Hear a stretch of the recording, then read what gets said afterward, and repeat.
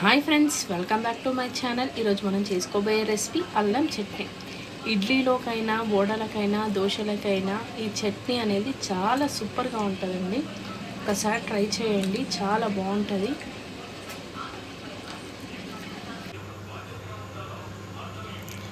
Stove on చేసుకొని pan పెట్టుకోవాలి. 1 table spoon నెయ్యి వేసుకోవాలి.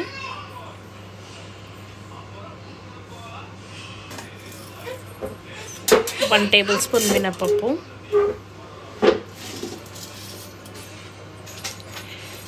1 టేబుల్ స్పూన్ శనగపప్పు, 1 టేబుల్ స్పూన్ జీలకర్ర,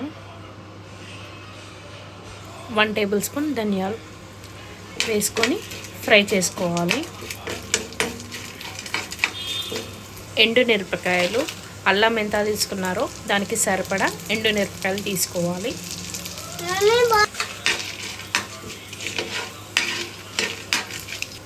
నేను 1/2 కప్ అల్లం తీసుకుంటున్నాను.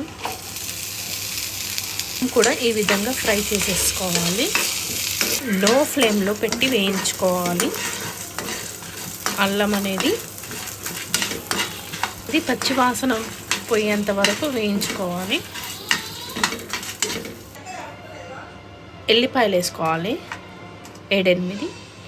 కొద్దిగా చింతపండు వేసుకోవాలి. బెల్లం వేసుకోవాలి, సరిపడా బెల్లం వేసేసుకోవాలి. బెల్లం తురుముకొని మిక్సీ పట్టేసుకోవాలి. ఈ విధంగా చేసేసుకొని మిక్సీకి పట్టేసుకోవాలి. ఇప్పుడు టేస్ట్కి సరిపడా సాల్ట్ వేసేసుకొని కొన్ని వాటర్ పోస్తూ మిక్సీకి పట్టేసుకోవాలి సరిపడా.